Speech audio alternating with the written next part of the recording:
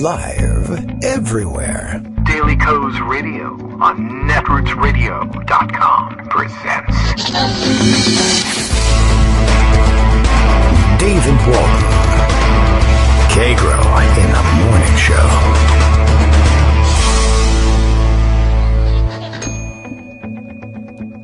Now, here's David Waldman.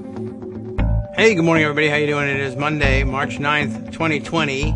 I have a feeling today is like the last day of normality. I don't know. What do you think? Let's find out how things go today. It is, of course, all coronavirus all the time, at least in my mind. And we'll see. Maybe the weekend has been the same for you. It hasn't been the same for the president, who has continued to do nothing, play golf, call the whole thing a hoax, downplay it all. But that all comes to a head today, I think, as today's the day, today's the first business day since the big-time Washington, D.C. Republicans started to find out that maybe this wasn't all just some kind of hoax, Chinese or otherwise, and are starting to have to self-quarantine because the big news of the weekend, I guess, for us, combining politics and coronavirus, is that somebody showed up at the CPAC convention carrying the virus, now tests positive for the virus, and but apparently a person of some note who spent a tremendous amount of time in what passes there for a green room backstage where all the speakers came by, and he was shaking hands, of course, which is a big no-no, with everybody. And let's see, so far, I said big name people. Ted Cruz is big name enough, I guess. He's a big enough ego anyway. And he's announced that he feels just fine and dandy, of course, but will be self-quarantining for 14 days. A much lesser Republican name, but I guess great entrant for couldn't happen to a better guy sort of thing. Paul Gosar, who I think is a dentist. We have too many dentists involved in politics at this point. Don't enter politics if you're a dentist. We got enough of you. And he's the guy, of course, you may remember his experience with his family during his campaign. I think during the 2018 campaign, he had his brothers and sisters and other family members cutting campaign ads in opposition to him because he was a crazy nut bar and they didn't think he belonged anywhere near government service. But he's back. And he, too, taking himself out of the game for a self-quarantine because he had come in contact with the mystery guest at CPAC. That's the hottest item on the Republican side today, is either trying to guess or declaring for certain that you have already guessed. And you know exactly who that contaminant vector was, but you're not saying because I don't know what. I think they're trying to spare somebody some embarrassment. Today, of course, also the day that I had predicted that Mike Pence would find out that he, in fact, has got the coronavirus, but I don't think it's the day that they'll tell us that he's got the coronavirus. That's the big guessing game in my mind, trying to figure out, trying to predict accurately, how long will it take for the powers that be to acknowledge that Mike Pence has got the virus. And to be honest, the vector I was hoping for was that Mike Pence, I wasn't hoping necessarily that he was going to carry it back with him from the Sarasota Military Academy, but I had some feeling that he might. If he didn't get it there, he certainly got it at CPAC. I'm hoping for him to bring it back. Why not? I mean, at this point, we're all getting it. So there's very little point in being worried about talking about other people getting it or who you think could, would, or should get it. But I'm hoping he carries it back, spreads it around his office a little bit, maybe gives it to Katie Waldman, she gives it to Stephen Miller, and I'm hoping that hair is the difference here. And if you've got hair on your head, you'll be okay. And I don't mean to condemn all the rest of you bald folks to death by coronavirus, just Stephen Miller. So maybe if you're a white nationalist racist with no hair who once went on television trying to paint on his head as if he had hair, that's who I'd like it to get to. At the very least, when they quarantine him, they should keep him in a cage. I think we would all agree that that is fair. Anyway, as we move on here, let's see. We've got Oh, well, I guess I ought to notify everybody that some chance that during the show the doorbell rings and everything is more or less disrupted, as we are expecting a delivery today. Should I? If I talk about what the delivery is, then I will expect a big check from this company as a sponsor. So we won't. It's very nice. We're getting a new bed, so that's good. And that'll help things out when we're all bedridden and self-isolating and whatnot. So it's always, I think, fair to treat yourself to a little bit of comfort if you're going to be bedridden. That's my advice to all of you. Just get a new bed, but get it before they stop delivering stuff to people's houses, I guess. Greg Dworkin is here. He's delivering himself via Skype. No germs involved whatsoever. The good news is, I believe we can certainly produce content in isolation. We work at home. That's okay. The question is whether the internet continues to work. But it works now, so let's talk to Greg, who's, of course, exactly who you want to hear from in this type of situation. Don't you feel useful today, Greg? Good morning. Semi, okay. Let me give my one piece of political advice. If I were Uncle Joe, my bumper sticker would say, Joe Biden, because this is not a drill. Yeah, seriously.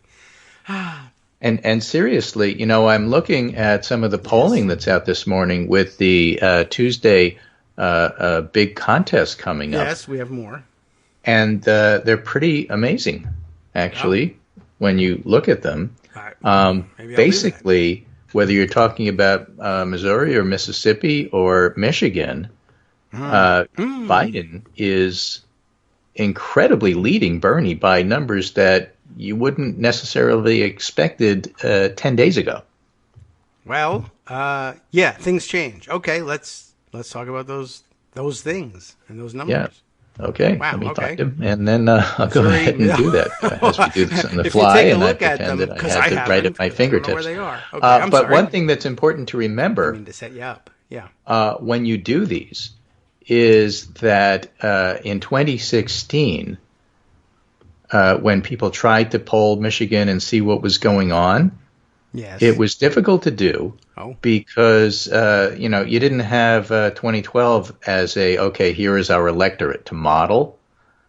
And so people sort of got it wrong. And what happened is that Trump was actually, not Trump, but Bernie and Hillary were battling for Michigan. And Hillary appeared to have a really, really big lead. And that turned out to be ephemeral, and that's not what happened. So Bernie made a big comeback, and people said, okay, well, you can't believe the polls in Michigan, and none of this is going on.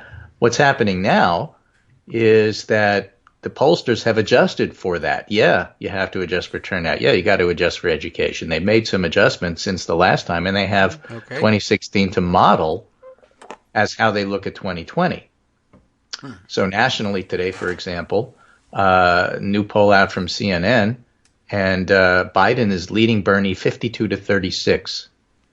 Okay. And you can say all you want about how it's meaningless to look at national polls. When the poll is that big a gap, it's meaningful. Okay. I can accept that. Just as an example, okay? Yes. A new poll in Michigan by Epic MRA, one of the pollsters that didn't get it right in 2016 but has made adjustments, now has Joe Biden 51, Sanders 27, 13% undecided. That's a 24-point lead over Bernie heading into the Michigan primary Tuesday. Yes. That seems like a lot. That seems like a lot. And again, big poll numbers in Michigan, and not just Michigan, but also looking at Missouri and Mississippi. This is Data Progress polls. Missouri has Biden 62, Sanders 32, and Mississippi has Biden 77, Sanders 22. What? Okay. So if that's what you're looking at, yes, tomorrow is going to be a rerun of Super Tuesday. All right. Well, it's another Tuesday. They have that part right. And why is this happening? Why is this happening, as Rachel Maddow likes to say? Why is this happening? Yeah. There's a couple of different reasons. One is that the voters have decided that the party has decided And so the party is coalescing behind the non-factional Bernie Sanders candidate. Yes, that's Bernie's got his 30%. theory. Everybody else is lining up behind Joe. Today, Cory Booker endorses. We don't know what Liz Warren will do. But now is the time to make an endorsement if you want some Jews. And tomorrow is the big day. All of that said, that's part of what's going on here. So if everybody coalesces and Bernie stays at 30, you get numbers like this. Something else that's happening, I said this on the show, I see people starting to say it who are not me. Okay. So maybe it's actually true. But I just can't help but think that with what's going on with coronavirus in the markets, people are looking for a safe haven. They're worried. And because of all of that, Joe Biden is the safe haven. Oh. Okay. Whether it's proper to think of it that way or not, I don't know. But people are thinking of him that way. And I think that's helping to drive some of these numbers as well, which has got to be incredibly frustrating for Bernie. He had a good game plan, but it really did depend a lot on their having people stay in the race and splitting the non-Bernie vote so that he could sneak in with 35 or 40 the way Trump did. That's what he did. This did not happen. This is not the Republicans in 2016 who fought to the very end, divided, and Trump snuck through. This didn't happen. I think a lot of the Democrats looked at 2016 and said, let's not let that happen, and so they're doing it different. Yeah, I mean, I guess he'd be subject to our projection problem. This is how I did it in 2016, and I kept raising money in small donations, and even though I think I'm sure he thought that was somewhat unique to himself. I guess he figured other people would figure it out and continue to power on to the convention, and I guess not. Yeah, we'll talk about coronavirus. We have to. We're going to talk about the markets a little bit. Sure.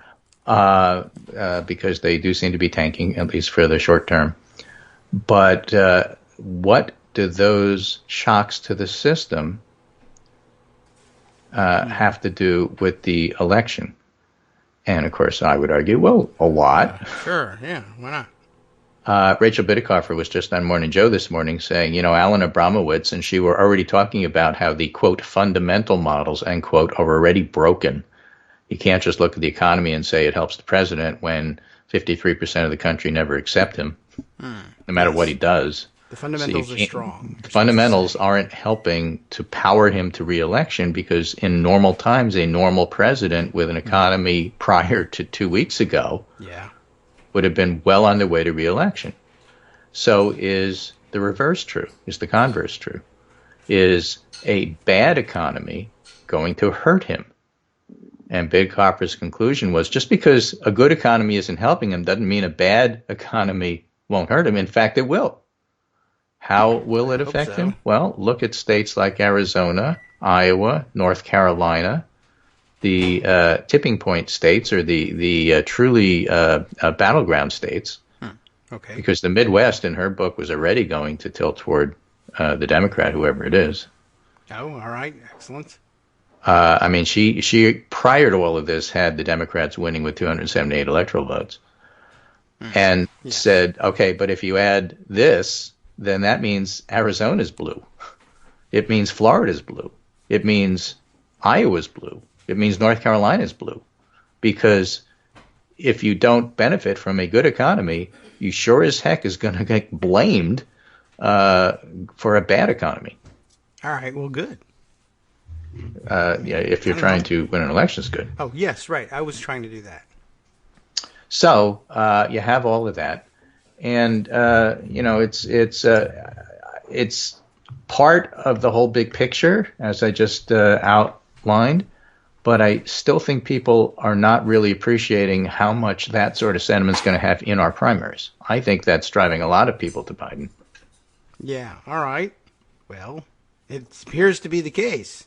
Well, something is, and so you can argue about what it is. I think that's a big under-discussed factor. All the other things are being discussed. That's true. But that was the first one we said. Mm-hmm. And you know how we are here. We're pressed for time. Well, we also like to get out ahead and get things done before. So, any comments, discussion, questions about the politics side of this? When are we doing this again? November. All right. Well, if we're still around. Well, we're doing it Wednesday. Oh, okay. I see. Assuming we're all here. Oh, that whole thing. Yes, right. We'll do that election. The Biden-Bernie Sanders thing. Yes, right. Okay, that's true. That's sooner rather than later, isn't it? It is, really. I'm hurrying up. Like, let's get to the point where we get somebody who will hire doctors. But okay. Okay. So, here's another question for you. All right. Yes, better. I'll do better on this one. If we have more, shall we say, robust direction from the feds or state level people about social distancing and staying 6 feet away from each other, which you and I managed to do pretty well on this show, thanks to these, virus barriers. Mm-hmm. Then is it really smart to have rallies? Is it really smart to have big campaign meetings? Well, so far the evidence says no. CPAC, I guess, being the evidence for that. The president continues what's to the say harm? yes, which is also evidence that it's no. Yeah. And Paul Gosar, DDS. Right. I think he might have DDS. Who disgustingly, and here's another aspect of this that's political that I think that we have to mention. And Paul Gosar disgustingly says, I'm isolating myself because I got the Wuhan virus. Oh, yeah, right. Don't know how much I hate that. You don't label it as that because that's xenophobic, and that is a bad thing, and there's already too much of it. Yes. And Ezra Klein and others say, get ready for Donald Trump closing the borders and doing all-out Stephen Miller xenophobia using the virus as an excuse when he does his long-awaited pivot. Now he's finally president. Yeah. Or words to that effect. He didn't say it exactly like that, but that's the way I'm saying it. Well, I think you're both right, and I guess he will probably use it for any excuse he can get. Of course, that doesn't do anything, but that doesn't matter to him. Well, it makes it worse. Yeah. Well, I guess it makes a lot of things worse, but it doesn't do any. It does no help. You can't ban the virus from the country. Well, as they used to say about the honey badger, virus don't care. Right. Yeah. Exactly. By the way, it's gone beyond Gosar. I guess if you had to pick somebody out of the Republican ranks who would represent, maybe the worst possible vector for the Wuhan virus moniker to go, Mike Pompeo, our chief diplomat, apparently has adopted that as well. So that'll be interesting to see whether President Xi puts any pressure on his chocolate cake source. And let's add a trade war on top of the whole international crisis. But they seem to really thrill in making it xenophobic and racist as well. So there's other names we could be giving it. We're all working on trying to come up with other ones like CPAC syndrome. I think that seems fair. Yeah.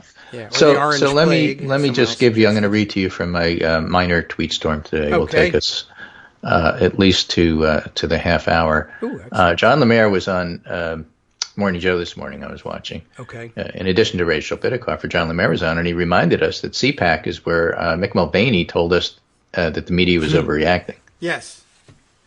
Right. Yeah, so right. What we need to do as of today is Mitigation Monday.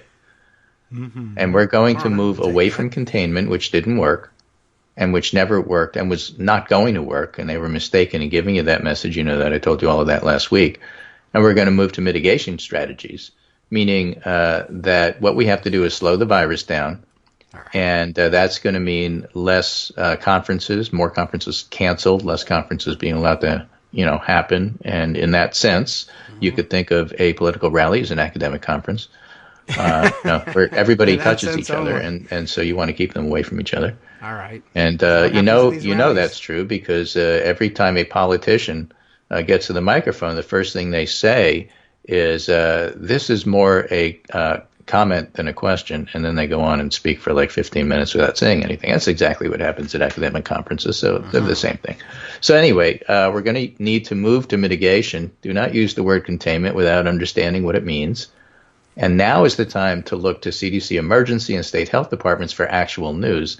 Stop paying attention to specifically Pence and Trump. They're lying to you, and we need people who will tell the truth. All right. So make your list of trusted health news sources: Helen Branswell, Maggie Fox, There's others.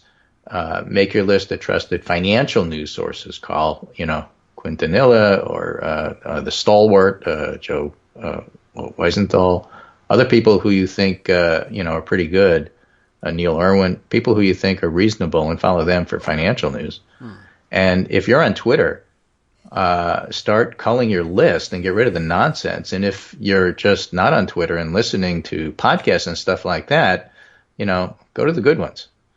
Get ready to be serious and sober because a lot's going to hit the fan right now. Now, if you do parody or have a parody site or like to do parody tweets, shut it down. Go on vacation. Think about what you're doing. Take up knitting. Don't make things worse. Think before you tweet. This is a public service announcement, but you really don't need fake news at this particular point in time, especially news that's meant to be fake. Okay. Make it clear. This is parody. Or do use your snark font, whatever it is. Something. Okay. Just be careful.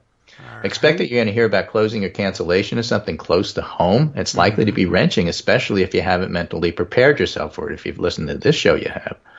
But for a lot of people, I'm talking to them online. Why are you saying that Trump isn't telling us the truth? He let Fauci talk. He told us everything. Well, are you ready for your schools to close for 2 weeks where you live? And if you're not ready, they didn't do their job. Because that's what they should have been telling you the last month. Yeah. Now, there's this thing called an adjustment reaction. Oh. I wrote a little bit about this in today's pundit roundup, if I can find it. Well, I have pundit roundup. But essentially, when you get bad news, yes, and you're not ready for it, and it hits you as something of a shock. Max von Sydow died. Oh, he did? Yeah, see? There you go. Just an illustration for everybody. Okay. Then... Ta-da!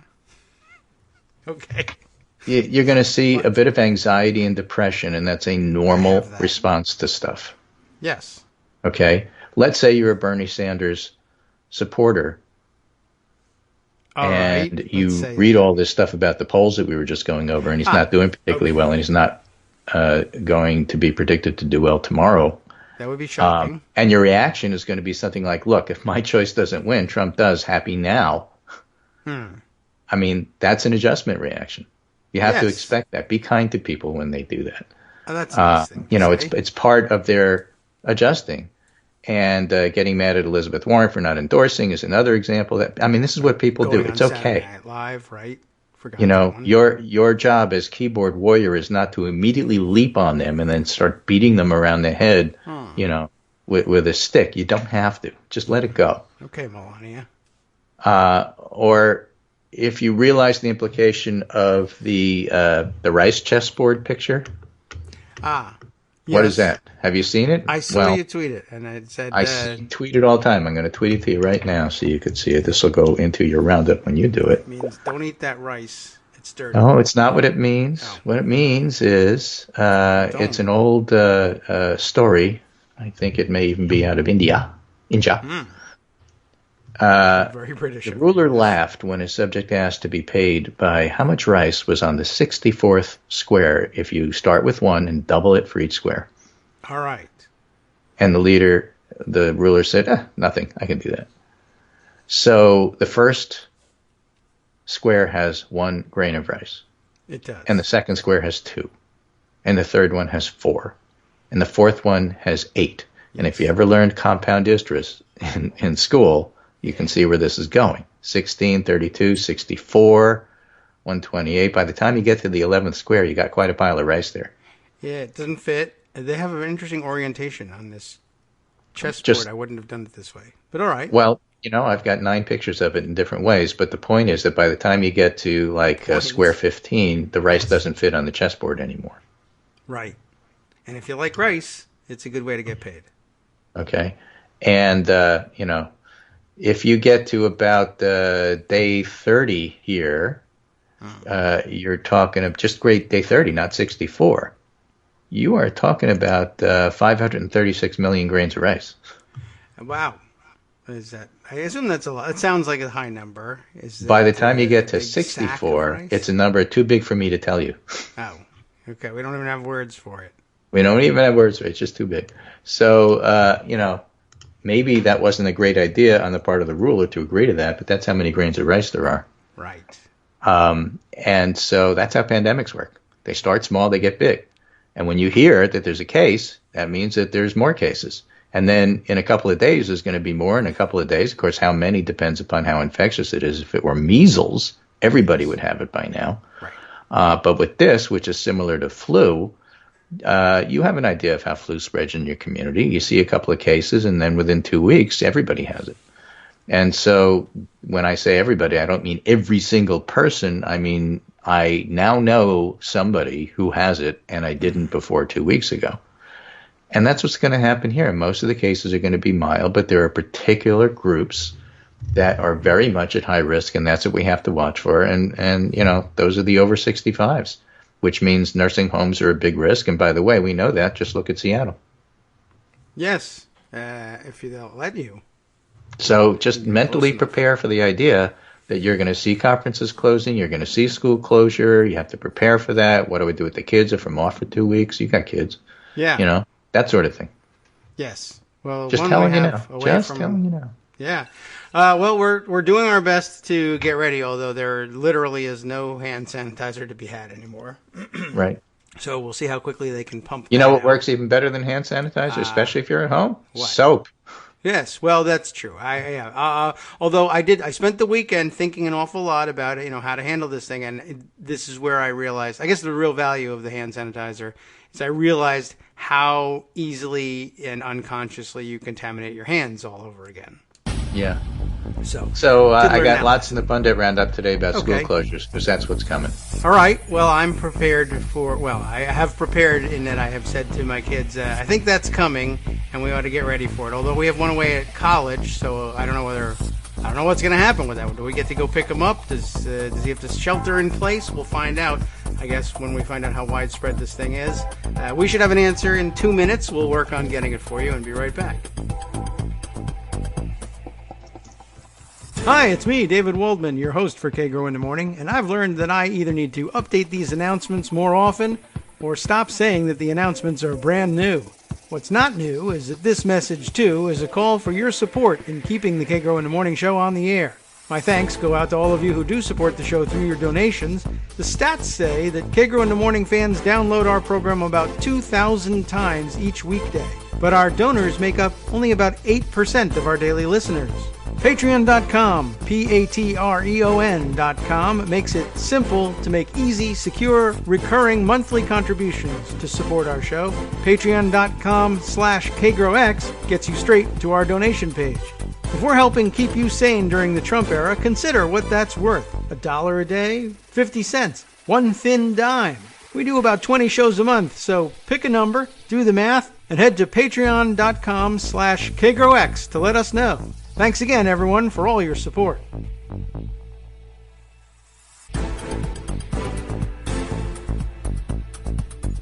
Welcome back to the Kagro in the Morning Show here on Netroots Radio. Everyone wash your hands when you come in. Thanks very much. Okay, we're back with Greg. There's much more to talk about, as it turns out.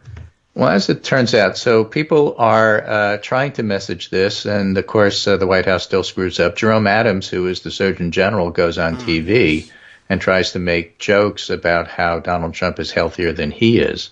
This perhaps should come as no surprise. Jerome Adams was Indiana Health Commissioner under Mike Pence when they had that HIV outbreak, which, if you don't know about it, was bad because these guys insisted on no needle exchanges and made it worse. So that's our Surgeon General. And, he basically had to come out and apologize for everything he said. His main message was that we got this, and Donald Trump is healthier than I am, no big deal. And so if you're going to sit there and say nice things about Donald Trump and stick to his line of reasoning, he came out and also said at the same time, look, messaging is hard. Okay. Messaging is hard. This is the guy in charge of messaging. So my immediate response was, why don't you get somebody professional to do it instead of you? Yeah. I wasn't 100% sure we had a Surgeon General, and I'm still not. You're not there to tell Jake Tapper that President Trump sleeps less than I do and he's healthier than what I am. That is which is what he said. A little dumb. Oh, look at that. Well, here's an wow picture being circulated of the opening of the stock markets, and you're entirely right, and it falls off a cliff, so that's cool. Well, yeah. So we have all of that. Yes. We have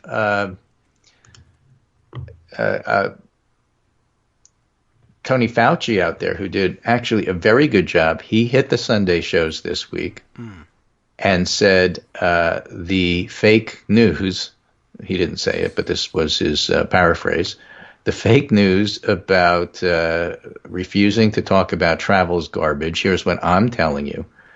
He knows, by the way, Tony Fauci, that Donald Trump didn't want him to say this. So he finessed it and said, I'd think twice if I were a senior about getting on a plane, knowing that Trump didn't want him to say, don't get on a plane. And he said, and I certainly wouldn't get on a cruise ship. Yeah, well, that's that industry should be over with pretty soon. Right? Yeah, he recommended that those at greatest risk, the elderly and those with health conditions, abstain from travel. So the point is, he's out there speaking truth. He's not muzzled. Listen to him. And to this moment, Mike Pence needs to say, hi, I'm Mike Pence, the Vice President of the United States. That guy. This is Tony Fauci. And that's all he should say, and nothing else. Because yes, people right. aren't interested in what Mike Pence thinks of the science. Right? And while this is happening, okay? Yes. Trump tweets this morning, Trump has outmastered the deep state. He's light years ahead of us, quote unquote. This is a Trump tweet. Yes. And this is from what he labels as MSDNC. He's talking about MSNBC, but that's his term for it. Oh, I see. Okay. I thought it was just a mistake, but he's got a point. I disagree. We have a long way to go. There's still some very bad, sick people in our government, people who do not love our country. In fact, they hate our country. The Obama-Biden administration is the most corrupt administration in the history of our country.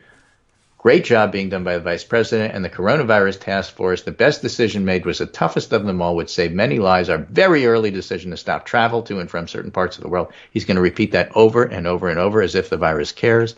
The virus doesn't care. And then says so much fake news. Now, looking at this and seeing a tweet that he had made earlier, it looks like he deleted a really bad tweet about fake news and everybody's lying. Oh, all right. That did exist a little while ago, but that seems to be gone from his tweet list right now. Okay. So my point is, he continues to undermine message, make bad decisions, and confuse people, and that's why his followers, 40% of the country, are completely unprepared, and their adjustment reaction is going to be a whole lot bigger because they're not ready for this. Yeah. In Houston, there was a 2.5 million cattle convention that wasn't canceled, while South by Southwest was canceled in Austin, just to give you an idea of the uneven way that this message is getting delivered. In Western France right now, despite the fact that Northern Italy is completely getting walled off from the rest of Europe, in Northern France, thousands gather in Western France on Saturday to break the world record for the largest ever gathering of Smurfs. Well, what's 3,500 people set aside fears of coronavirus to dress up as the characters. And I'm thinking, as a doctor, why did you dress in blue? Why did you put blue all over your face? If you get hypoxic, how are we supposed to know? Oh, is that going to happen? Well, I thought Smurfs might be immune. We don't know if it crosses species. Well, we're going to find out that way. Yeah, I guess so. Well, you can't. You know how people say all the time, you can't stop the French and Smurfs. That's well known. Yeah, people say that all the time, right? I was just like, I had to throw a guy out of the studio a minute ago who was like, "Let dairy die," and what about the Smurfs and France? Well, they are French, aren't they? Okay, that was a last-ditch effort to get together before getting the coronavirus, I suppose. But yeah, more and more events being canceled. But we salute the brave Smurfs, but really, you probably should have canceled it. That's right. True. Good point. Okay, that's a new one. I wouldn't have guessed that one. Okay, if anybody's listening to this show for your financial news, quit. Don't do it. It doesn't make any sense. But it appears the Dow opened the first 3 minutes of trading 1,800 points down, 5.8% loss right off the bat. So, you know. Well, it's 7.29 down now, just so you know. Oh, I didn't realize that. Okay, I got a new. Yeah, all right. Oh, look at that. We've just gone below 2,400. Breakers should kick in soon, I would think, and then trade is suspended for 15 minutes, and then, take a deep breath, have your coffee, take your Xanax, and then go back and do it again. I will tell you, Nintendo is having an up day, so there you go. What about Clorox? Probably, but the difficulty is even. I started looking into it. Like, would anything be safe at this point? And I guess people were thinking that people who make cleaning products, healthcare products might do okay, but the problem, of course, is they can't get any of it to market. Right. Breaking from Ali Velshi, U.S. stock trading is halted for 15% after a market circuit. I think he meant 15 minutes. Okay. After a market circuit breaker is triggered in a massive market downturn. Okay, so automatic trading stop. Right. So we knew that was coming. It's normal. Everything's fine. It's all a big hoax. May I just humbly suggest that this isn't all Trump bad messaging, but he didn't help. Right. Okay. He's not helping. He's not helping now, and that's my big beef. People really have to start getting ready. What does that mean? Mitigation. Well, what does that mean? What I'm saying is that local governments are going to take a cold, hard look about what's going on in their local communities and start making local recommendations about social distancing, about closing schools and making a decision about for how long, about canceling conferences. If you have a local book sale at the library, maybe you don't. Okay. And things that are going to affect you that you really don't want to do. And part of the problem when that happens, if it's done in a haphazard manner, for example, having the health commissioner say South by Southwest is canceled, yes, or saying that the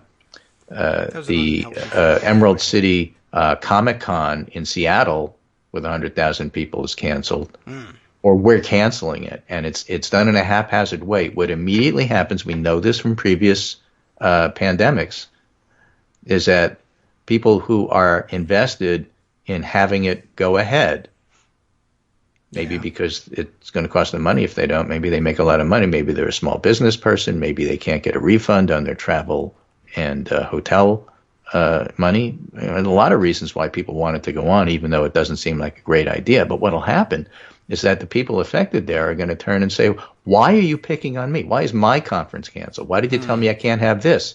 The Smurfs that got football theirs. game across the street is going on, and I see a big crowd there.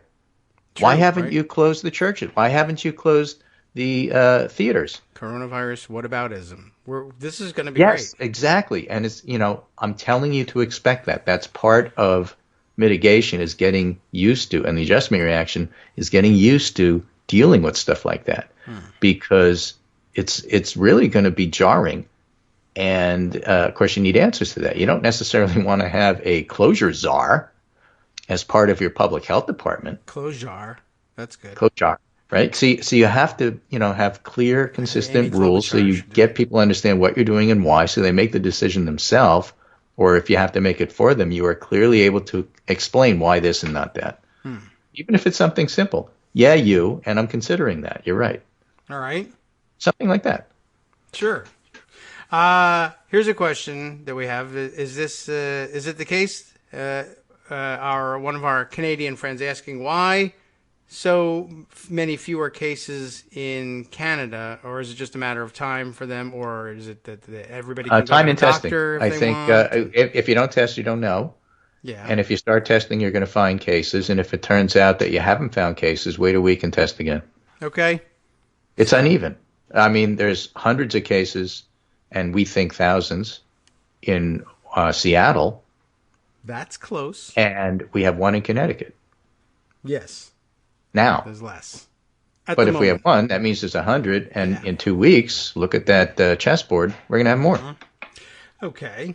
Yes. Speaking of Connecticut, just because I did see somebody tweeting yesterday. Maybe you were retweeting it as well. But I guess a Yukon employee saying that a less than optimal response from management there, letting everybody know that any days you take off for self-quarantine quarantining past 3 comes out of your vacation time, which of course is going to make everybody not want to take any time. But I'm sure I'm reading this in the Associated Press. Democratic leaders Nancy Pelosi and Chuck Schumer call on President Trump to support steps to help Americans deal with the coronavirus outbreak, including paid sick leave, free testing, upgraded unemployment insurance, and other moves. Mm-hmm. And I would add, but of course there's no difference between the parties.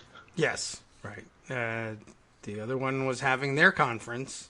So. Well, yeah, Pelosi and Schumer are suggesting things that will actually help people, and the Republicans are self-quarantining. Yes, having... so they can't help you because, like, they're wearing gas masks, and even though people in their constituent area die, and then they're self-quarantined because they didn't take this seriously, but then they touch somebody, and oh my God, it's real. Guess so. All right. Yeah, I want to make a note on that one. Everybody saw that over the weekend. Matt Gaetz, who I think we may have made mention of the fact that he showed up in a gas mask on the House floor for a funding vote. And, within a day or two, the first constituent in his district died from the coronavirus. And something, it's all Democrats' fault somehow. Mm. Okay. So, in coordination with Governor Ned Lamont, yes, Connecticut. This looks like some local colleges. President Ojakian issued new guidance this morning to mitigate the impact. You see that word mitigate? You're going to read a lot of mitigate. Mm-hmm. To mitigate the impact of COVID-19 and keep students, faculty, and staff healthy.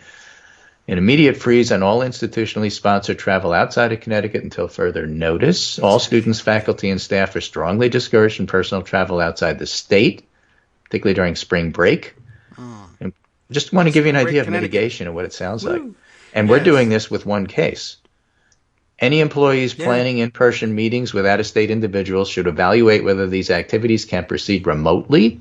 Students, faculty, and staff are directed to postpone, cancel, or adjust all campus events and meetings other than classes that are expected to have 100 or more participants. For events or meetings with people within arm's length of each other, encourage those who are higher risk due to age, 70 or older, they're calling it, cardiovascular disease, diabetes, cancer, heart disease, or chronic lung disease, as well as those with severely weakened immune systems, not to attend or to dial in. Employees who have laptops, get in the habit of bringing your device home each night to ensure maximum flexibility. Property management firms and cleaning contractors have been directed to utilize disinfectants to clean state buildings and increase the frequency of disinfectant cleaning, including common touch points. These are the kind of steps you're going to hear. And when you get those in your email, it's, oh, I guess this stuff is real. I guess it didn't really matter what Mulvaney said. Yeah, if you paid attention to that at all. If you even know what Mulvaney said. Have we mentioned these out? That doesn't matter. Yeah. This matters. So this is from Ned Lamont, and that's how I got it. And so you'll be getting it too. Okay. Well, you'll be getting it from your governor. Your governor is going to start sending this stuff around. You'll get it from the schools. You'll get it in a lot of different ways. Yeah. It'll be coming at you from all sides. Mitigate, we'll call it, because politics. Mitigate. Yes. Right. It's not like he Watergate. Didn't mitigate it earlier. That will cause problems. Here's a personal... And by the way, let me just add, to be clear, one state, two state, red state, blue state. I mean, this is not a blue state problem. No, they won't. They won't just go on with business as usual and be tough and drive a pickup truck in red states. And blue states are going to be worried about it because we're pajama boys or something? Yeah. And so as much doubt as you have with Pence and Azar and Redfield at CDC, trust Tony Fauci, trust Ann Schuchat, trust Nancy Messonnier, let them speak. If they're allowed. And that's really my message. So that's basically my summary for now. A little bit of practical advice, a little bit of pontificating. Sorry about that. I do that at times. This is, and that's what's going on. Okay. Here's a question. I was going to begin discussing it because it will necessitate a housekeeping change here for us, a schedule change. Not for you because it's a Friday, but Friday the 20th. What do I do about this? I have minor, outpatient surgery scheduled for Friday the 20th. Right now my thinking is take the cue. If the doctor calls and says, yeah, we're not doing it, I don't want anybody reporting to a hospital, then fine. No, just go ahead. Until the doctor says, oh, we cancel it. I'll just let him do it. I assume that he'll be doing what's necessary. and Yes. paying attention. Otherwise, I have the wrong doctor and shouldn't go for the surgery anyway, I guess. Okay. Right. Yeah, that's a disappointment. I hope that doesn't happen because it would be nice to get this taken care of.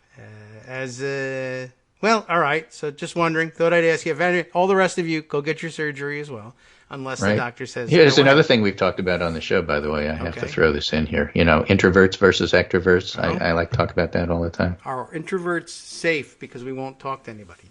Is that I true? will say we have a great advantage because our reaction to stay home. Okay. Yeah, right. Fantastic. It's like a I vacation. can't. Thank you so much. I really didn't want to go, and now you with gave me an mucus. excuse. Yes, right. Okay. True. We do have that natural advantage. There are a lot of people who I know who are saying that I'll go crazy at home alone for 14 days. And, not me. Anyway, But with that, I'm going to say goodbye. Unless Okay. you have other questions, but I don't pay think so. attention to the news. It's Where going to is the be an hand amazing day sanitizer? today. Okay. Yeah. We'll be paying attention, and I guess it's almost time for the stock market to start again. We'll see. You'll be so.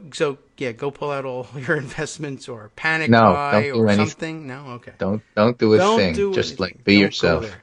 But the also trading wash your hands floor. and think about social distancing. Yes, which I'm all bringing to mind all the scenes from like trading places and stuff like trading floors. That would be a terrible place to be in the middle of something like this, wouldn't you think? Well, it will get people's attention, just like CPAC will. I guess so. Yeah, that seems to have worked at least for Republicans. The stock market It's is fake also news. something It's that works fake for news. those guys.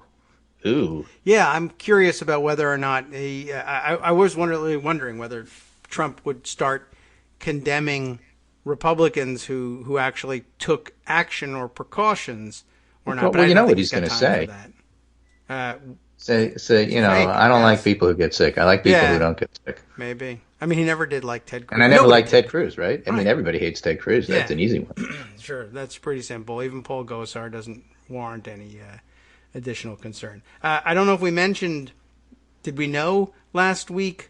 Certainly, by the time we were done for the week, that Mick Mulvaney is out as acting, even as acting. Yeah, that's worth mentioning. So Mark Meadows is in, Yeah. and Mick Mulvaney is out, and there's no It's all difference over the place. whatsoever in policy. Here's two interesting things you may not have known. Yes. He was talking to Mulvaney anyway, so whoever the actual chief of staff was, Mulvaney was the functional chief of staff, so nothing changes. That's point number one. Okay. Point number two, that a lot of the political reporters, the congressional reporters that we follow, the good ones, have all said the weird thing about this is that the Democrats have more open lines of communication and get along far better with Meadows than they ever did with Mulvaney. Okay. I mean, that may change once he's actually in charge of things, as sometimes happens. But yeah. Okay. I mean, for example, he was great friends with Elijah Cummings. Okay. Cummings and What others happened looked there? at Meadows, just so saying. goes the story, so goes the tale, as basically somebody you could do business with. They didn't have to like him, but they understood where he was coming from and you could work with him. Not so with some of the people who are just, ideologues like Stephen Miller. So they'd rather have Mark Meadows there. Okay. Well, they have it. I don't know whether he's going to be. So there's some acting good or news not. amidst Okay. the bad news day. And I guess, by the way, we do have a follow up from Ricky in Prince Edward Island, who's telling us, well, Yes. Canada is actually testing people, but Thank and you. I don't know how widespread the testing is, but there are still only 62 confirmed cases over 4 provinces, which is good news, and I hope it continues. I imagine that it probably does have something to do with the fact that, well, one, there's a little bit more space up there, for one thing, but that you can go to the doctor and not worry about it, and that's a huge help. I mean, what a huge detriment it's got to be for us here in America. You need the intervention of medical professionals, and people are like, I can't pay for it, so I'm not doing it. Well, That'd be awfully dumb. if I said to you Yeah. on Saturday or yesterday, as of today, as of Sunday, stock market looks okay, but just wait till Monday afternoon. Yeah. Okay, right. This is going to take time to play out. It doesn't happen all at once. So I'm really pleased if Canada can keep their Number of cases low, That would be helpful. but they're going to be more. Is it the syrup? Is it the donuts? Is it any of those things that No, I'm it's not the syrup. considering? If that were the case, Vermont would be immune. Oh. I haven't. Have you heard of? I don't know about what the cases are like in Vermont. I haven't heard. But okay. But I'm just saying. All right. It could be they're apologizing to the virus and. See, I'm an East Coast guy, so I just have to tell you, Canada's also known for its wonderful lobsters. Maybe that's viral proof. I don't know. Be. Maple syrup, maple How's leaves. Doing? Yeah, I mean, I don't local have an for answer. food.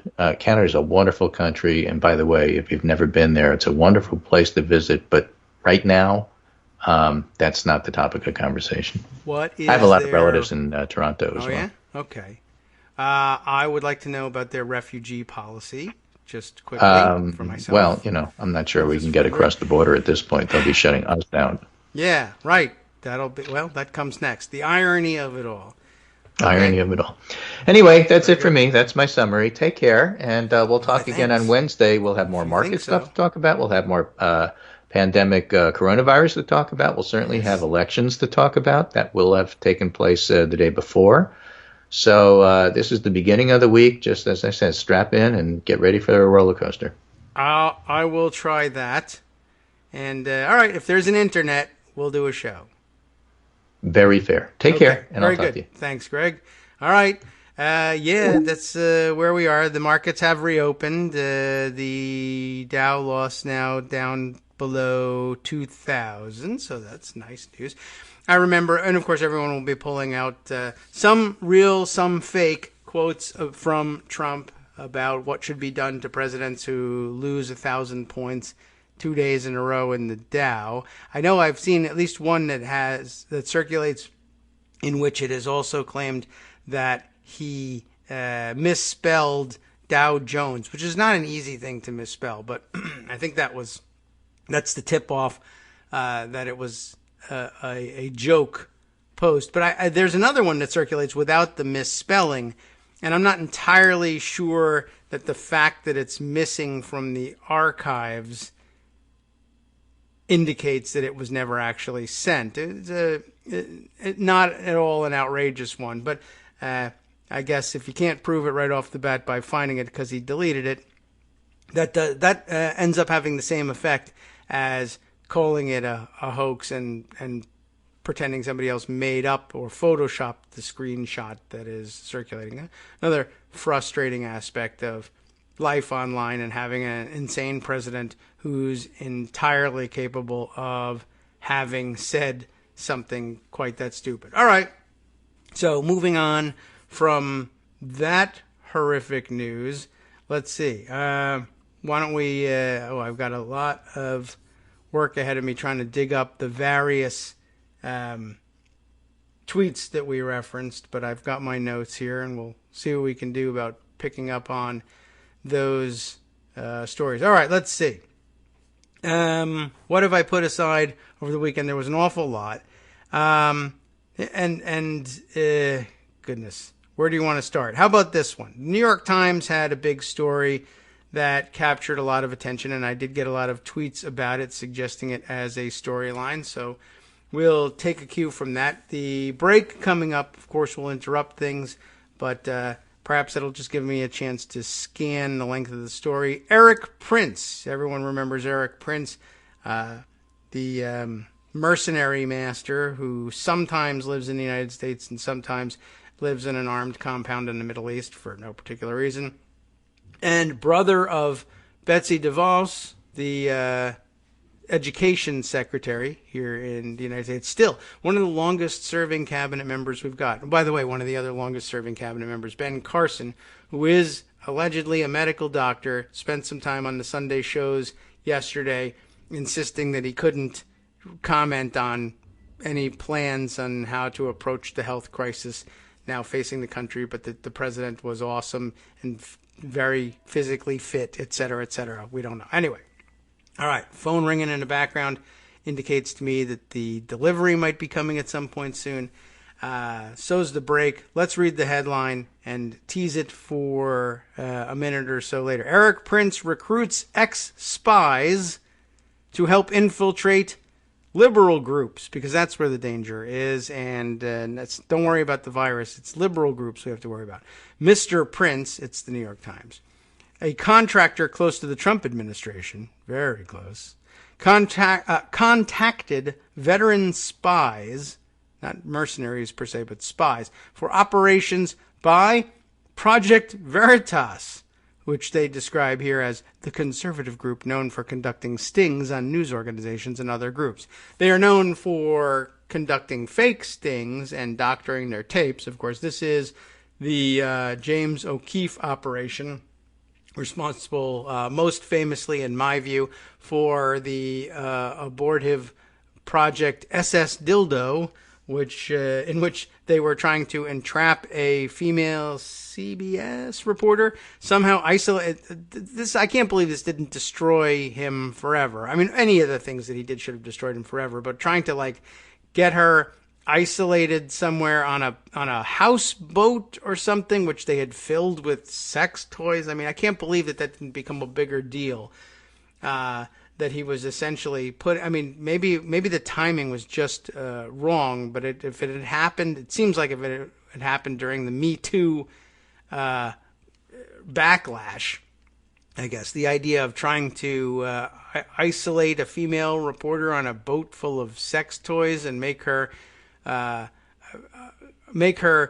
come to believe that O'Keefe was trying to, I don't know I don't remember what the plan was supposed to be, but it would certainly be taken now as the most absolutely absurdly unacceptable sexual harassment you could possibly imagine, and I think he dodged a bullet in not having it interpreted that way. But anyway, I guess he's the one who needs the spies. And ordinarily, you think one thing as noxious and ridiculous as O'Keefe is, he doesn't have access to any good operatives, so that's what sort of kept him or mitigated, I guess here, just to use that word again, mitigated the circumstances with regard to O'Keefe. But I guess now he's got access of some kind to operatives being hired by Eric Prince, who's all too effective in what he gets to do. We'll read about the possible impacts of that story after this short break.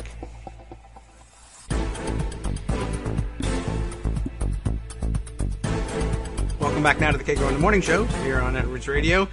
Let's dive right in, shall we? Mark Mazzetti and Adam Goldman are the reporters on this piece from, Saturday, March 7th, right?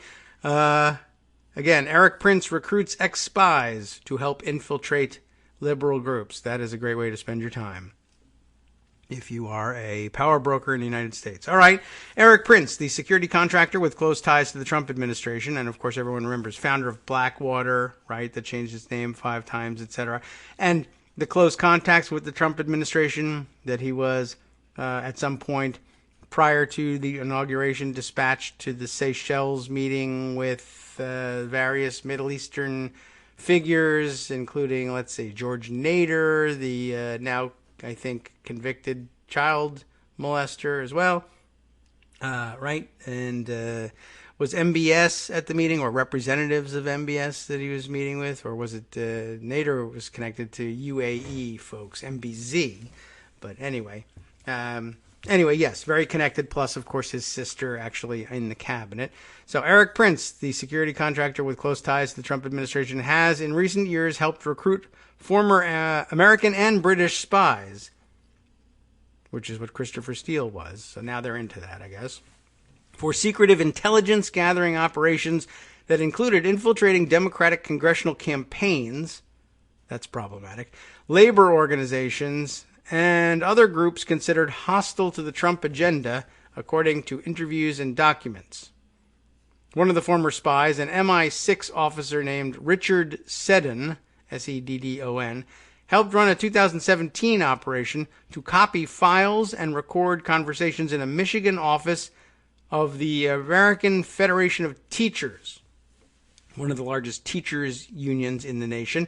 Mr. Seddon directed an undercover operation to secretly tape the union's local leaders and try to gather information that could be made public to damage the organization, documents show. I don't know whether they develop that particular angle any further in this lengthy article? Probably so, but if not, or even if they do, might as well once again make mention. Where did it happen? Michigan. Where is Eric Prince and his sister Betsy DeVos from? Michigan. What is Betsy DeVos's position in government? Secretary of Education. What is he hiring spies to infiltrate? The American Federation of Teachers. Who are the chief foes in Betsy DeVos's ongoing political crusade against public schools and in favor of charter schools and private schools, both before and during her tenure as Secretary of Education? Well, teachers' unions.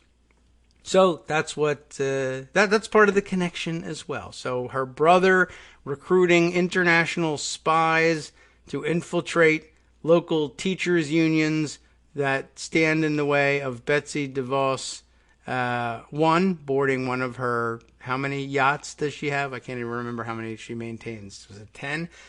Or 2, implementing her anti-public education agenda. So terrific. It's not just about helping out the idiot James O'Keefe.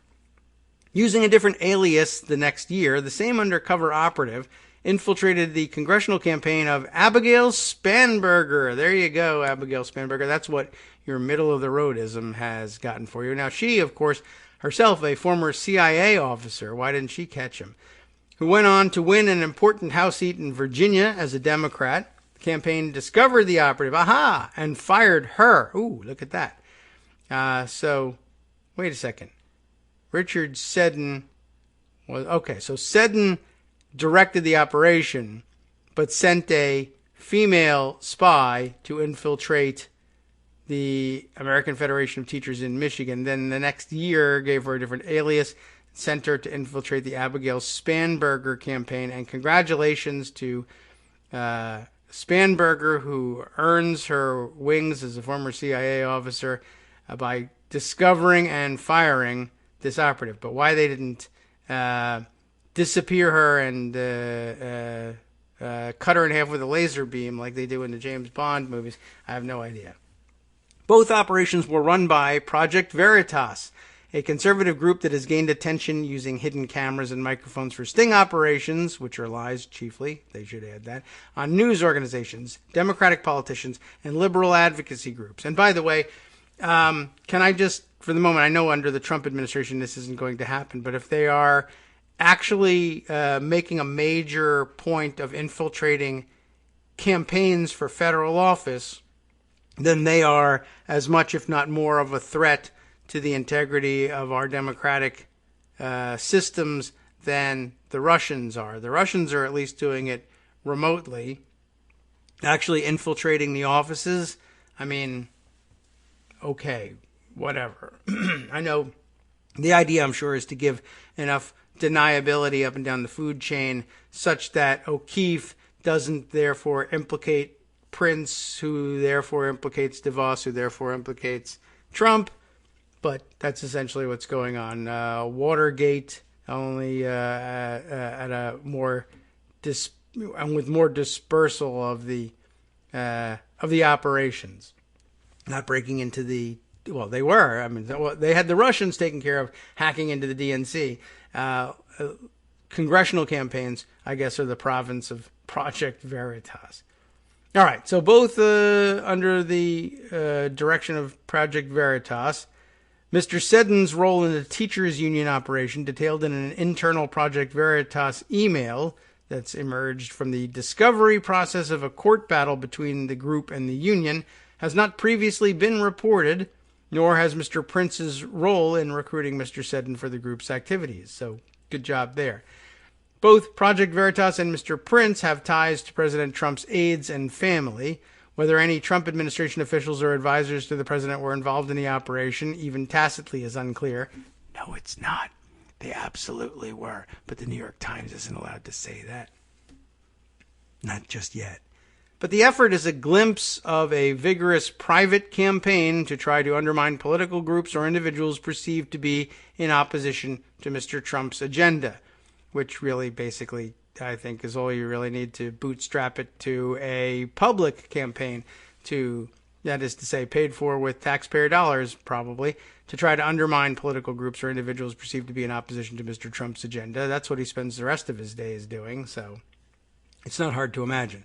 Mr. Prince, the former head of Blackwater Worldwide and the brother of Education Secretary Betsy DeVos, has at times served as an informal advisor to Trump administration officials. He worked with the former National Security Advisor and notorious spy, Michael Flynn, during the presidential transition. I told you he was a spy, and Prince is now a spy master. Why do they hang out together? Because Flynn's a spy, like I told you in 2016. In 2017, he met with White House and Pentagon officials to pitch a plan to privatize the Afghan war using contractors in lieu of American troops. Jim Mattis, then the defense secretary, rejected the idea. Mr. Prince appears to have become interested in using former spies to train Project Veritas operatives in espionage tactics sometime during the 2016 presidential campaign, which of course makes him a espionage agent, and O'Keefe too should be arrested and tried for his espionage. But I don't know, for some reason we're supposed to believe that it's all just about patriotism. Reaching out to several intelligence veterans and occasionally using Mr. Seddon to make the pitch, Mr. Prince said he wanted the Project Veritas employees to learn skills like, I think they should learn skills like how to operate a cash register at a grocery store and get a real job, but he wanted them to learn skills like how to recruit sources and how to conduct clandestine recordings, among other surveillance techniques, which is pretty funny. This far into the Project Veritas operations, he's still wanting to teach them how to conduct clandestine recordings. Okay, whatever. James O'Keefe, the head of Project Veritas, declined to answer detailed questions about Mr. Prince, Mr. Seddon, and other topics, but he called his group a proud independent news organization, which is why they have spies, of course, that is involved in dozens of investigations. He said that numerous sources were coming to the group, providing confidential documents, insights into internal processes, and wearing hidden cameras to expose corruption and misconduct. A spokesman for Mr. Prince declined to comment. Emails sent to Mr. Seddon went unanswered. I'm just going to include an extra vowel or consonant in everything here. Okay. Mr. Prince is under investigation. Do we know this? By the Justice Department over whether he lied, yes, to a congressional committee examining Russian interference in the 2016 election and for possible violations of American export laws. That's a new one for me. Last year, the House Intelligence Committee made a criminal referral to the Justice Department about Mr. Prince, saying he lied about the circumstances of his meeting with a Russian banker in the Seychelles, along with those Middle Easterners, in January of 2017. Once a small operation running on a shoestring budget, Project Veritas in recent years has had a surge in donations from both private donors and conservative foundations. According to its latest publicly available tax filing, Project Veritas received $8.6 million in contributions and grants in 2018. Mr. O'Keefe earned about $387,000. That's just me saying, Okay. Last year, the group received a $1 million contribution made through the law firm of Alston and Bird. A financial document obtained by the New York Times showed. A spokesman for the firm said that Alston and Bird, quote, has never contributed to Project Veritas on its own behalf, nor is it a client of ours. Okay. The spokesman declined to say on whose behalf the contribution was made. Well, if they made it, then that's a client. The end. The financial document also listed the names of others who gave much smaller amounts to Project Veritas last year. Several of them confirmed their donations. The group has also become intertwined with the political activities of Mr. Trump. What? And his family. Wow. The Trump Foundation gave $20,000 to Project Veritas in 2015. Of course, the Trump Foundation, notorious fraud operation, shut down by the state of New York in the last year or so. So they gave $20,000 to him in 2015, the year that Mr. Trump began his bid for the presidency. The next year, during a presidential debate with Hillary Clinton, Mr. Trump claimed without substantiation that videos released by Mr. O'Keefe showed that Mrs. Clinton and President Barack Obama had paid people to incite violence at rallies for Mr. Trump. In a book published in 2018, Mr. O'Keefe wrote that Mr. Trump years earlier had encouraged him to infiltrate Columbia University and obtain Mr. Obama's records. Last month, Project Veritas made public secretly recorded video of a longtime ABC News correspondent who was critical of the network's political coverage and its emphasis on business considerations over journalism, which were, I think, entirely right and I thought well within the bounds of what ABC News ought to expect from its employees, but they panicked and put them on leave, I think. We didn't even get to discuss that one. Many conservatives have gleefully pounced on Project Veritas's disclosures, including one particularly influential voice, Donald Trump Jr., the president's eldest and, some might argue, dumbest son. The website for Mr. O'Keefe's coming wedding listed Donald Trump Jr. as an invited guest. Don't have a website. Anyway, Mr. Prince invited Project Veritas operatives, including Mr. O'Keefe, to his family's Wyoming ranch for training in 2017. The Intercept reported last year. Mr. O'Keefe and others shared social media photos of taking target practice with guns at the ranch, including one post from Mr. O'Keefe saying that with the training, Project Veritas will be, quote, the next great intelligence agency. I guess he thought that was sexier sounding than journalists. I remember he has disguised all of this as journalism the whole time, but now he's got fantasies about it being an intelligence agency, so that won't harm anything, I'm sure. Mr. Prince had hired a former MI6 officer to help train the Project Veritas operatives, The Intercept wrote, but it did not identify the officer.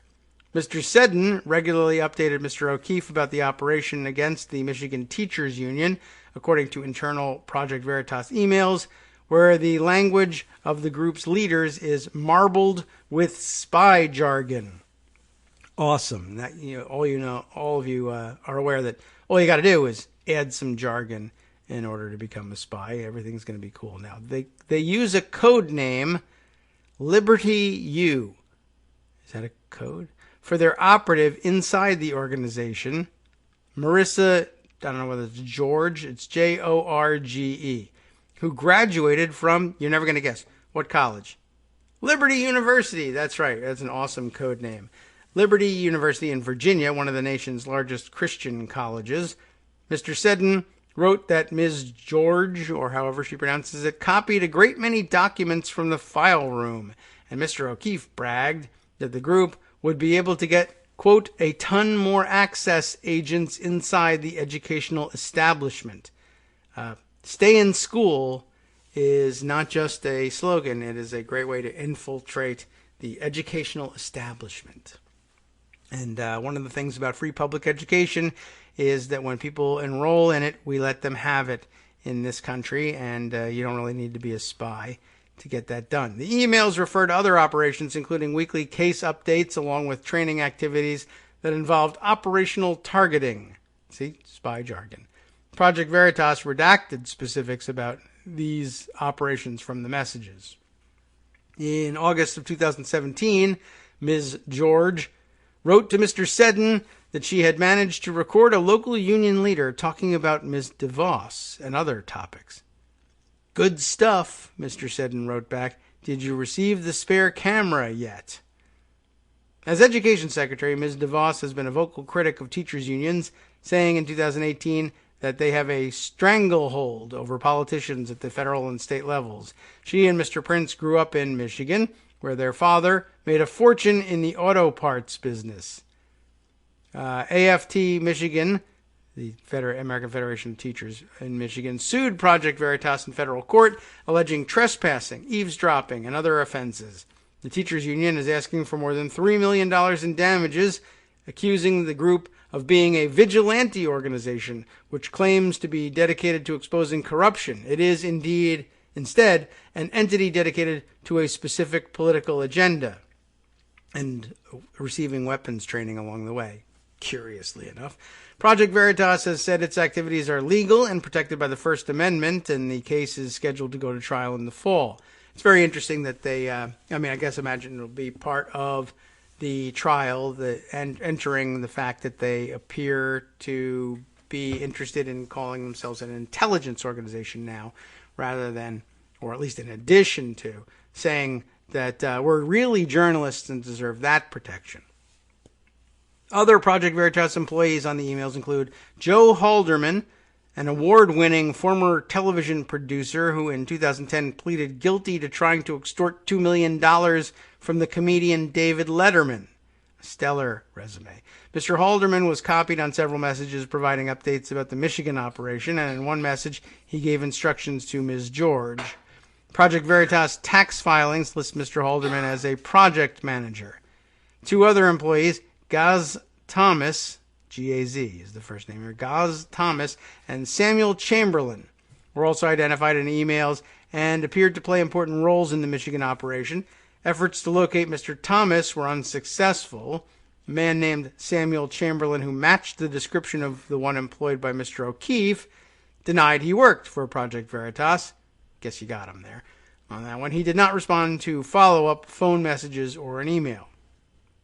Last year, Project Veritas submitted a proposed list of witnesses for the trial over the lawsuit. Chamberlain and Thomas were on the list. Mr. Seddon was not. Ms. George, 23, did not respond to email addresses associated with her Liberty University account. In an archived version of her LinkedIn page, Ms. George wrote she had a deep interest in the conservative movement and hoped one day to serve on the Supreme Court after attending law school. Well, aim high. Why not? All you got to do is go to law school, and then you get to know Mr. Trump. And I guess if you dress just right, you might make it onto the Supreme Court. And it's not me making that up. That's the Yale Law School people who think that that's the case. In a YouTube video, Mr. O'Keefe described the lawsuit as frivolous and pointed to a portion of the deposition in which David Hecker, the president of AFT Michigan, said that one of the goals of the lawsuit was to, quote, stop Project Veritas from doing the kind of work that it does. Well, it's meant to stop them from doing it against them anyway. Randy Weingarten, the president of the American Federation of Teachers, said in a statement, "Let's be clear who the wrongdoer is here. Project Veritas used a fake intern to lie her way into our Michigan office, to steal documents, and to spy, and they got caught. We're just trying to hold them accountable for this industrial espionage." All right, let's see. There's more here. In 2018, Ms. George, now we find that that's the name of our female operative here, infiltrated the congressional campaign of Ms. Spanberger, posing as a campaign volunteer. At the time, Ms. Spanberger was running to unseat a sitting Republican congressman in a race both parties considered important for control of the House. Ms. George was eventually exposed and kicked out of the campaign office. I hope she was actually kicked. It was unclear whether Mr. Seddon was involved in planning that operation. Seddon was a longtime British intelligence officer who served around the world, including in Washington in the years after the attacks of September 11, 2001. He's married to an American diplomat, Alice Seddon, who is serving in the American consulate in Lagos, Nigeria. She couldn't get a better posting than that out of her connection to this guy. Mr. O'Keefe and his group have taken aim at targets over the years, including Planned Parenthood, the New York Times, the Washington Post, and Democracy Partners, a group that consults with liberal and progressive electoral causes. In 2016, a Project Veritas operative infiltrated Democracy Partners using a fake name and fabricated resume and made secret recordings of the staff. The year after the sting, if that's what it was, Democracy Partners sued Project Veritas, and its lawyers have since deposed Mr. O'Keefe. In that deposition, Mr. O'Keefe defended the group's undercover tactics, saying they were part of a long tradition of investigative journalism going back to muckraking reporters like Upton Sinclair. "I'm not ashamed of the methods that we use or the recordings that we use," he said.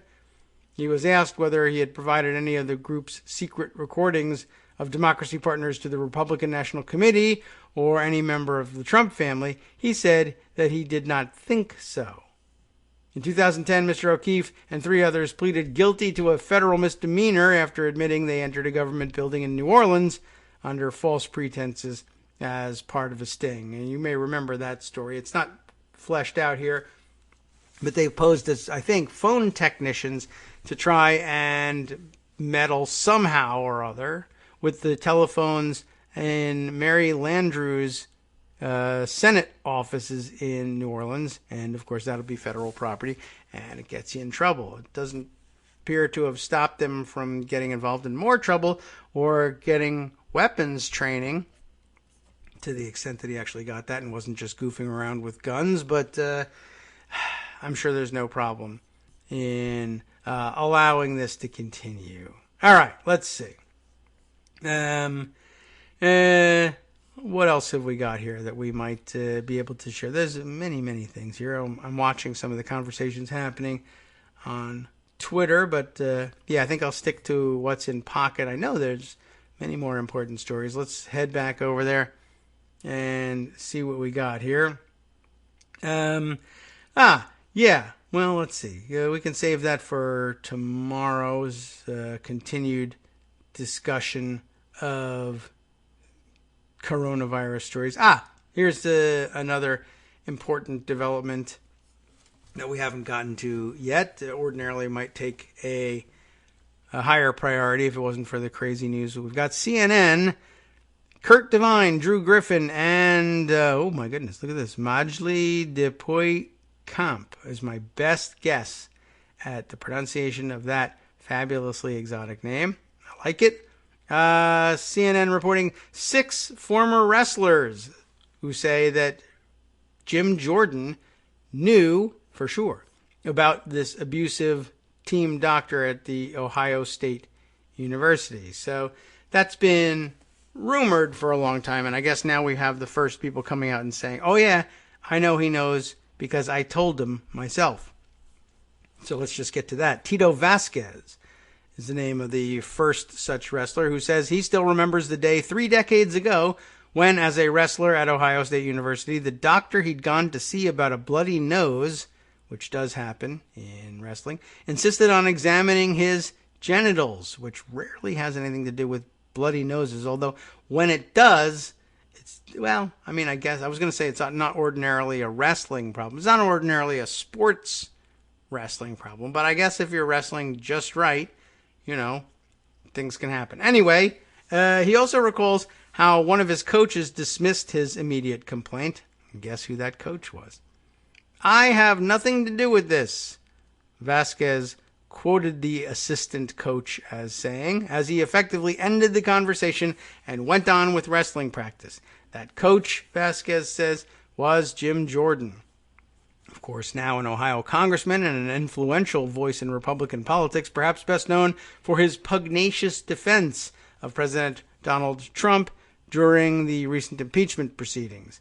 Vasquez is one of 6 former OSU wrestlers. I always think of OSU as Oklahoma for some reason. But anyway, Ohio State wrestlers who told CNN in recent interviews that they were present when Jordan heard or responded to sexual misconduct complaints about team doctor Richard Strauss. 8 others say Strauss's inappropriate behavior was an open secret in the athletic department and that Jordan, among others, must have known about it. What Jordan and other coaches knew, and when they knew it, has been under scrutiny since 2018, when OSU announced an investigation into the allegations against Strauss. An independent report commissioned by the university concluded last year that Strauss sexually abused at least 177 male student patients between 1979 and 1998. The doctor died by suicide in 2005. The number of lawsuits have been filed against OSU over allegations related to Strauss. On Friday, OSU announced that it reached a monetary settlement with Strauss's victims in 11 out of 18 pending cases. Since the scandal emerged, Jordan has emphatically denied that he knew anything about Strauss's abuse during his own years working at OSU between 1987 and 1995. Congressman Jordan never saw any abuse, never heard about any abuse, and never had any abuse reported to him during his time as coach at Ohio State, his congressional office said in 2018. His campaign went so far as to hire a public relations firm to push back on the allegations. But Vasquez, for one, doesn't believe Jordan's claims. When these complaints come and he pretends now that he had no knowledge of it, that's betrayal in the highest level, said Vasquez, now a public school teacher That'll make him a target. Who added that the continued denials played a role in prompting him to speak out about his experience. The OSU commissioned report did not reach any conclusions regarding each coach's knowledge of Strauss's abuse, but it did note that numerous student athletes said they talked about Strauss's inappropriate genital exams and complained about Strauss's locker room and shower room voyeurism. That was the real problem. Oh, and we're a little bit late with our music. We'll cut out a little earlier than we usually do to keep our timing right for our breaks. Yeah, we have heard this about Strauss and what he was up to. So this part of the report isn't new. But yeah, this is a new problem for Jordan. I've been wondering when this was going to catch up with him. And look, fingers crossed.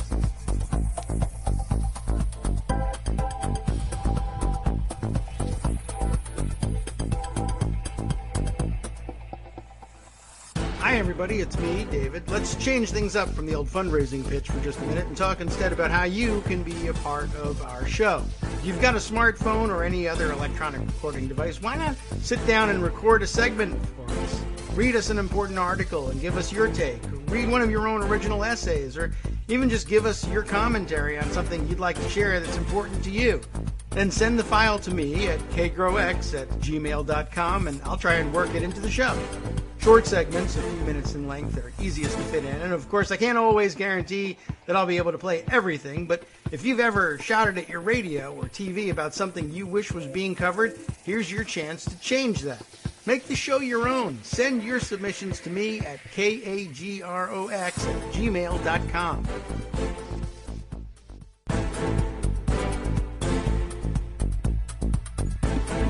Welcome back now to the Kagro in the Morning Show here on Networks Radio. We're going to, again, coming back at a different time in the music because of our late intro of it. But let's go on with the OSU wrestling story. I'm going to skip it back down here to the part where we get around to the fact that there are multiple wrestlers making this latest allegation. Multiple former OSU athletes told CNN they found Jordan's denials puzzling because they say they distinctly remember him responding to complaints about Strauss. One former wrestler, Dan Ritchie, said he remembers a teammate complained about Strauss and that Jordan said, quote, "If he ever tried that with me, I'd snap his neck like a stick of dry balsa wood," unquote, which is, I don't know, maybe that's characteristically Jordan. I mean, snap his neck like a stick is really all you really need to say, or a twig or something like that, but this was a stick of dry balsa wood. He was really trying hard to tell you, well, exactly what kind of wood would his neck be, a stick, it's just, whatever. Anyway, moving on. Ritchie said Strauss's behavior was an ongoing uncomfortable joke among athletes. He said Strauss tried to groom students to accept the inappropriate nature of the examinations, which became increasingly abusive over time. Ritchie said he ultimately quit the team. Wow, because of Strauss's behavior. I mean, I guess you should anticipate that, but it's just what a shame it is that kids have to end their athletic careers because of this. But what else are you going to do if no one is helping you? This is what a disaster this guy really was. When we heard Jim say he wasn't aware, everyone just thought, "Are you kidding?" Ritchie said.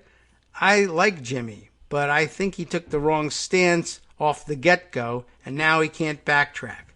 That's a problem. Another former wrestler, Mike, I don't know what the, Flushy, Flusche.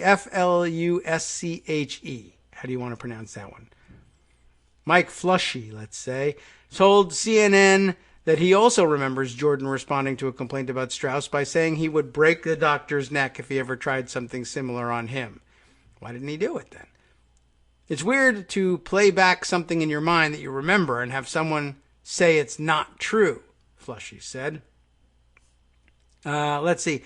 Dunyasha Yetz said he first raised concerns about Strauss with Jordan and the head coach of the team at the time, Russ Hellickson, in 1992, after Yetz transferred to wrestle for OSU from Purdue University.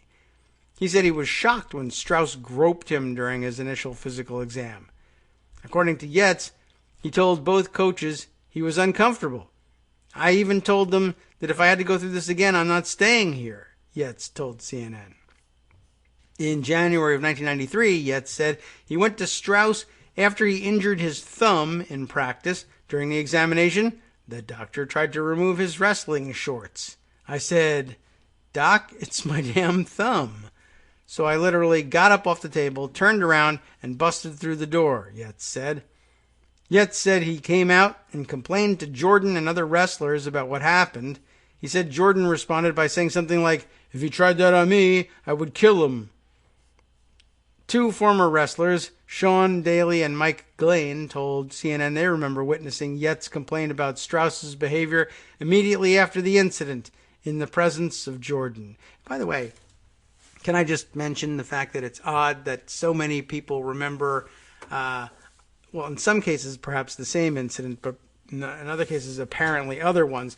But Jordan saying, "If he ever tried that on me, I'd kill him. And if he ever tried that on me, I'd kill him." Now, it sounds like, well, it's an interesting thing to say, too. If I would stand up for myself, but I won't stand up for any of you, that's sort of an interesting tack to take as a coach. And, of course, if he ever did it to me, I'd kill him. Why, if he ever did that to me, I'd kill him. If he ever did that to me, I'd kill him. Which is, on a different level, is disturbing in its, in its homophobia, probably. That probably had something to do with it as well. But I was going to say more interesting is if he did it to me, I'd kill him. Why if he did it to me, this is how I'd kill him. The doctor died in 2005 of suicide. I just wonder about that, and I'm sort of curious what form his suicide took and whether it involved a broken neck and whether they ever really fully investigated any of that. And I'm not saying that Jim Jordan is guilty of his murder, but I am saying that anyway, he certainly has a lot to answer for. And chiefly, I would say, and this should come up if there's any lawsuits about it. That's a very important point to put out. That apparently that's how aggrieved Jordan says he would be were it to happen to him. And yet, he's in kind of like a leadership role here. It's weird that he wanted everyone to know how manly he would be in standing up for himself if it ever happened to him. But since it didn't happen to me, I don't believe you, and I'm not going to do anything about it. I think that's pretty amazing. That is a fairly significant betrayal. All right. There's a little bit more about Yates here. NBC News first reported the description of that event. I guess the if he ever tried that on me, I would kill him thing. As we said, two former wrestlers, Sean Daly and Mike Glane, told CNN they remember Yates complaining about Strauss immediately after the incident. NBC News first reported the description of that event from Yates, who has had his credibility questioned by Jordan supporters because he served 18 months in prison for fraud, which eventually Jordan will do as well. Yates said he made a mistake, did his time, and has moved on. So let's see. There's more about what Strauss did and what a creep he was. That's certainly true. Anything more to the new developments? Jordan pushes back on the allegations. I think we probably could have expected that. OSU accused of concealing Strauss's abuse, and then, of course, the development of the report.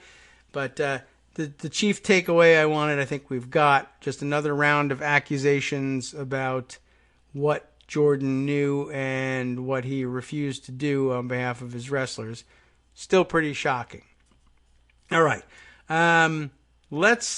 We can take a different turn here towards the end of the show. I mentioned to you at the end of last week that something you might have wanted to do some reading on the allegations that Russian intelligence agents were reportedly spotted in Ireland taking a interesting and somewhat concerning interest in the undersea internet cabling, according to reports in Business Insider, that come up and surface in Ireland that basically keep everything connected. I thought I might give you a quick read of that article and review, backgrounder, etc.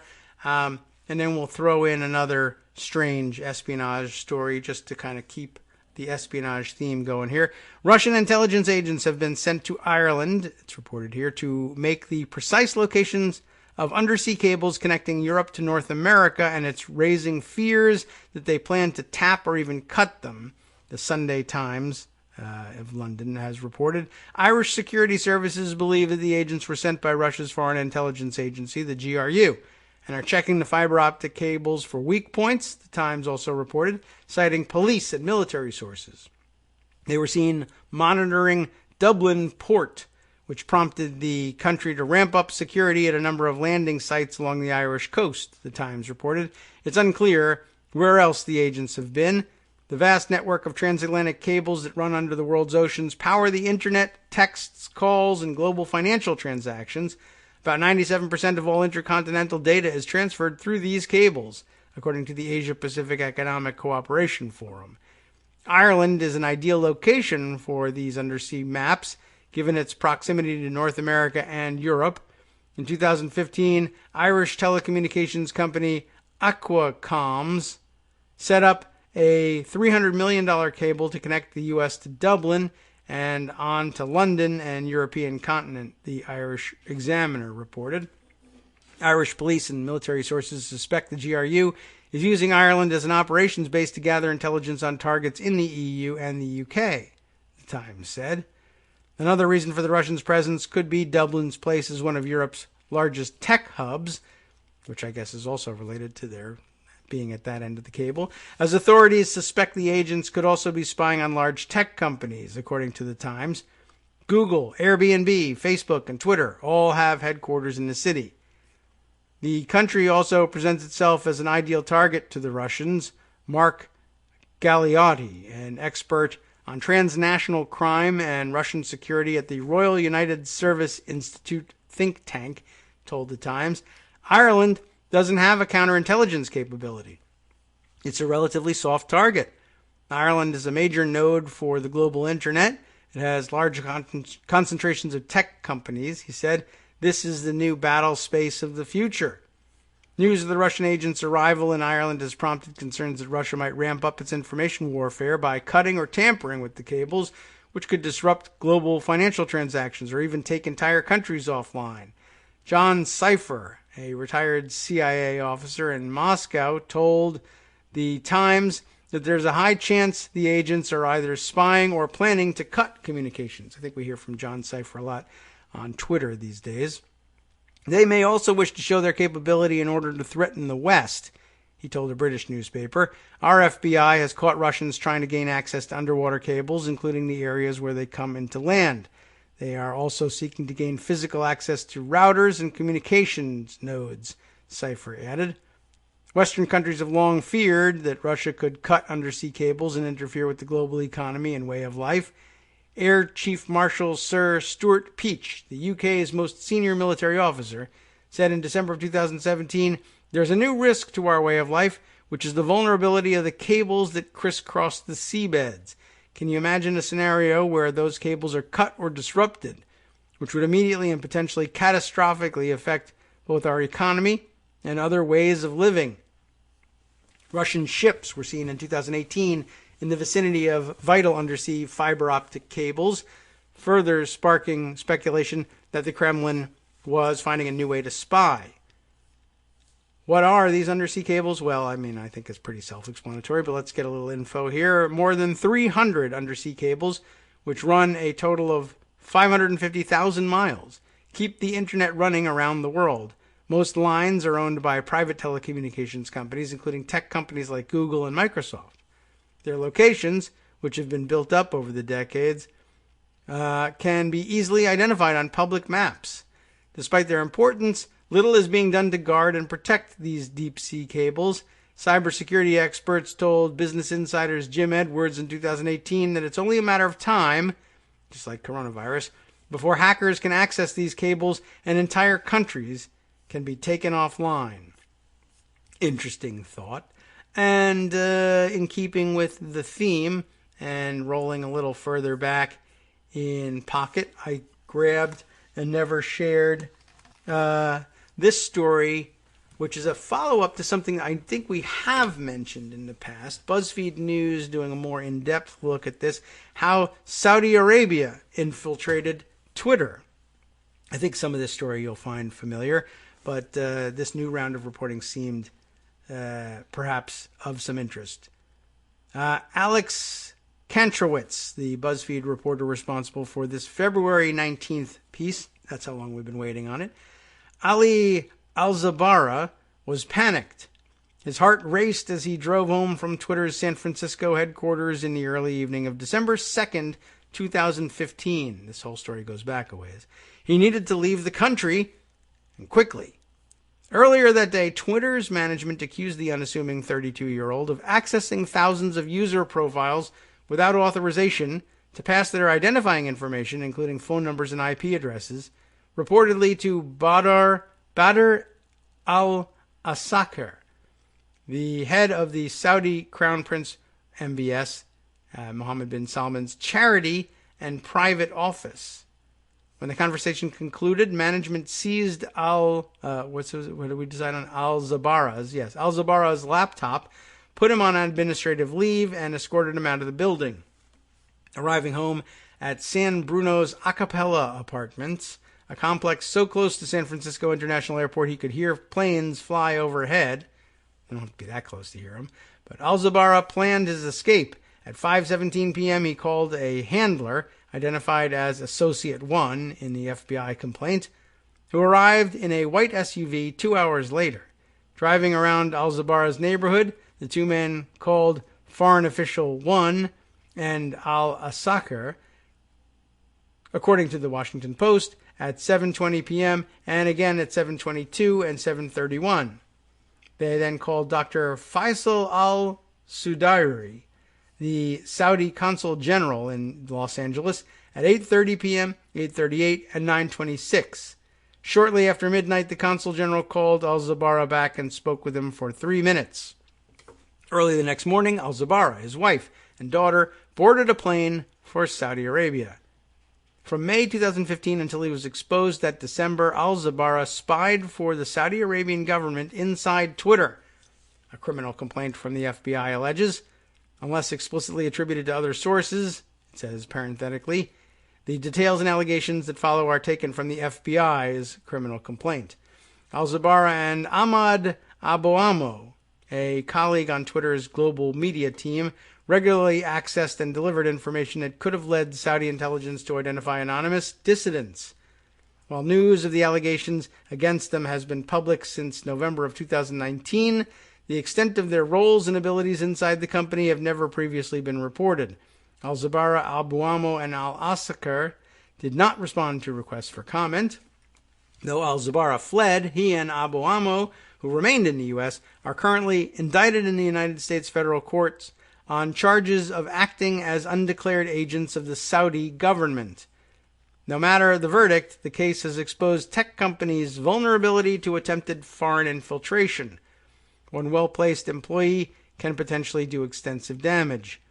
The message MBS gets from the world, from powerful countries, from the international community, is that he will get away with whatever he did or will do, like even murdering journalists, right? Abdullah Alaoud,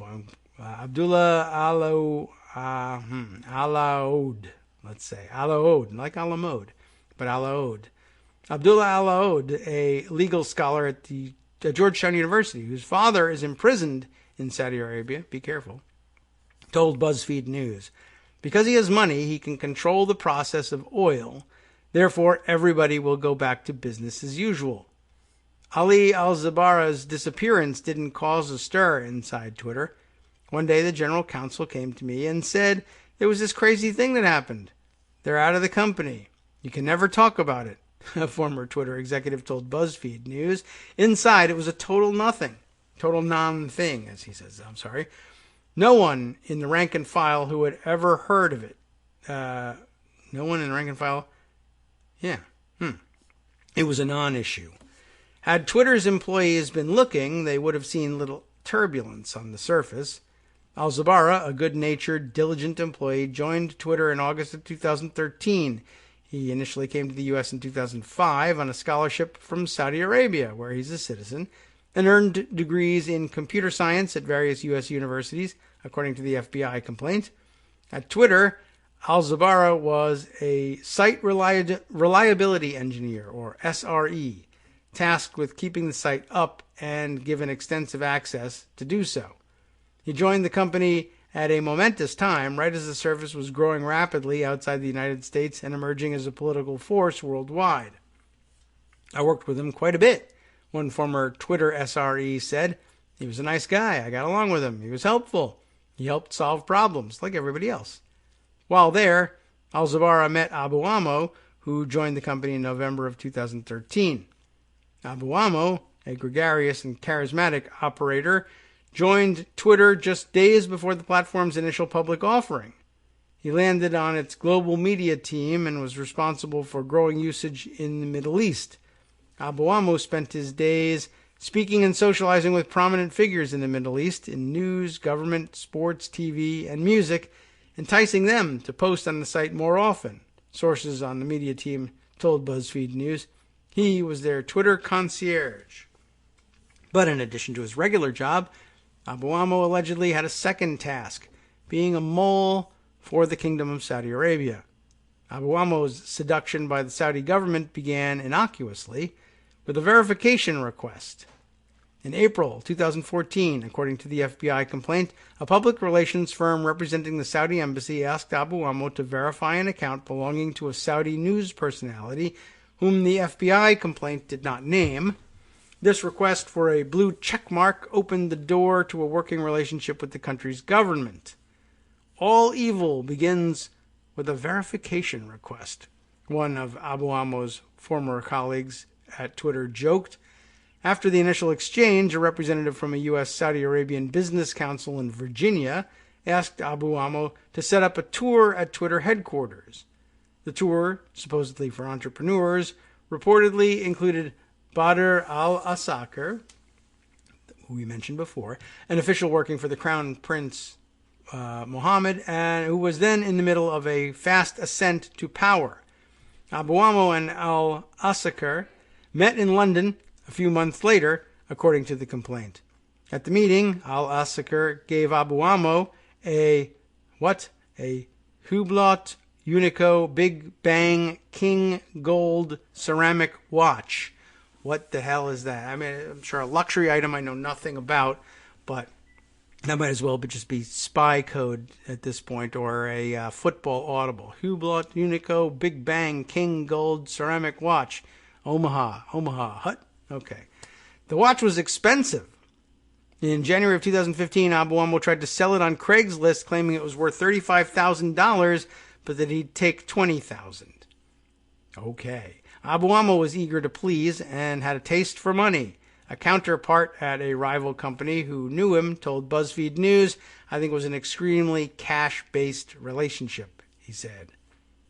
A week after returning to Twitter's San Francisco headquarters, Abu Ammo logged into the system he used to verify users, according to the complaint. That system, sources who've accessed it told BuzzFeed News, stores information including email addresses, telephone numbers, and last login time, sufficient personal data to track down a user in real life.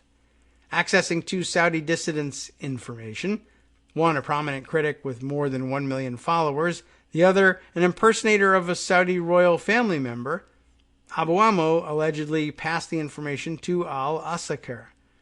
Twitter had long been a godsend to dissidents. Unlike Facebook, it had no policy requiring people to use their real names, allowing critics of repressive governments to speak more freely. The allegations threw its tool as a value of anonymous dissent into question. When it built its global media team, Twitter didn't prepare for possible scenarios in which employees with access to sensitive data and close relationships with foreign governments might use it to spy, according to former employees. The people running onboarding didn't do much training in terms of the specificities of the challenges that we would be facing. A lot of buzzwords there, but okay. An ex-Twitter employee who worked alongside Abu Ammo told BuzzFeed News, "Nobody told us that we would be approached, that we would be, if seduced is the right word, that we would be intimidated into giving any kind of Twitter information. Probably not. Twitter has not responded to questions regarding this issue. That's one of the problems of growing into a global power as a platform very quickly. You were just, Facebook. I just want people to be able to, well, as Mark Zuckerberg started, I just want people to be able to rate hot girls on campus. All of a sudden, I have, this has global implications. Same thing for Twitter, I guess. State agents pressuring Twitter employees to deliver private information wasn't uncommon at the company, former employees tell BuzzFeed News. A former colleague of Abu Amu said U.S., UK, and Israeli security agencies pressed employees of Twitter's media team for private information, including the Pentagon and the CIA. I can tell you I've said no a lot, he said.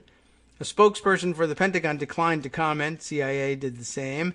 Over the course of 2 years, Al-Asakir paid Abu Amu, via wire transfers to various accounts and a close relative, more than $300,000, some of which he used for a down payment on a house in Seattle. To Al-Asakir, Abu Amu provided private information on at least 2 dissidents, which the FBI complaint refers to as User 1 and User 2, but he could only take the Saudis so far. If you want to extract data, lots of it, from a tech company, a site reliability engineer can be quite helpful. SREs keep websites and apps up and running, and by necessity can often have extraordinary access into their company's internal systems. Abu Amu could access a user record here and there, but nothing close to what an SRE could get. And so, in February of 2015, a few months after accepting the watch, he made an introduction, putting his handlers in contact with Al-Zabara, a Saudi citizen living in San Bruno and a Twitter SRE. Unlike Abu Amu, Al-Zabara blended into the background of Twitter. He was quiet and pleasant, good at his job, inconspicuous. Al-Zabara's aspirations were simple. In an Apple note typed on July 18, 2015, and recovered by the FBI in a search of his Apple account, he wrote that he wanted a high-level position in a charitable organization run by a foreign official one, according to the Bureau complaint. He later became CEO of the MISK Initiatives Center, MISK, an arm of Mohammed bin Salman's MISK Foundation, a nonprofit the Crown Prince funded in 2011, the Secretary General of which is Al-Asakir. I would like to become a member of it, as he says, by any means, or take training classes in leadership and business administration, he wrote. I want a permanent position, something that secures my future and my family's, strengthens my relationship with them, and makes me feel reassured. In May 2015, Al-Zabara began to access, without authorization, private data of Twitter users en masse, according to the FBI complaint. Within 6 months, Al-Zabara had pulled data on more than 6,000 users. The group included 33 users whose private data the Saudis had asked the social media platform to share through emergency disclosure requests. Twitter, the FBI complaint says, did oblige in at least 5 instances. Not only did Al-Zabara hand over IP addresses of an undisclosed number of these users, but he also took detailed notes tracking the movements of users of interest. Al-Zabara's fellow SRE wasn't surprised at the level of detail his colleague was allegedly able to access. If you've got if you're a foreign government looking to spy on other people, perhaps your own citizens, having that gives you an unprecedented level of access to the data, he told BuzzFeed News. He goes back and forth between Turkey and Iraq, Al-Zabara wrote in a note to himself in his email account about one user on June 6, 2015, according to the complaint.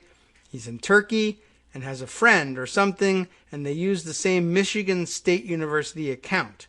He wrote about another, using the same, they shared an email account that now, these days, a well-known technique for communicating in ways that don't actually cross the internet and aren't subject to intercept because they never get sent, right? Anyway, he signed up for the service, but he does his own encryption. We tracked him and found that 12 days ago he signed on once without encryption from a certain IP address he wrote of a third. So this is the level of detail of information he's sending to his handlers. Even outside of Saudi Arabia, the dissidents weren't necessarily safe. Of course, you know all about MBS and Jamal Khashoggi, which they remind us of here. But, interesting that they were able to infiltrate Twitter and use this to track the actual movements of dissidents, and that they were so willing to share that information with a governmental handler. And I can only imagine whether or not this is a problem with other governments as well, Russia among them, and of course our own U.S., U.K., and Israeli intelligence and government operatives apparently interested in the same information from out of Twitter, although it doesn't look like they necessarily used the same pathway to get it. They tried to go through legal means and were mostly frustrated, so I assume that they've looked for a way around since. So you can't avoid contamination of your cyber travels, neither can you avoid contamination by coronavirus. So we'll mix both of them together and communicate this way regularly over the From next Daily week. Co's Radio on networksradio.com. You have been listening to the Kagro in the Morning Show with David Waltman. All right, stay tuned now for the Monday Take from Justice Putnam with the West Coast Cookbook and Speakeasy. We've got pandemic news. We've got ICE news, where they've instituted a media blackout when asked what procedures are in place to protect immigrant detainees from COVID-19. Guess what? Probably none. Stay tuned.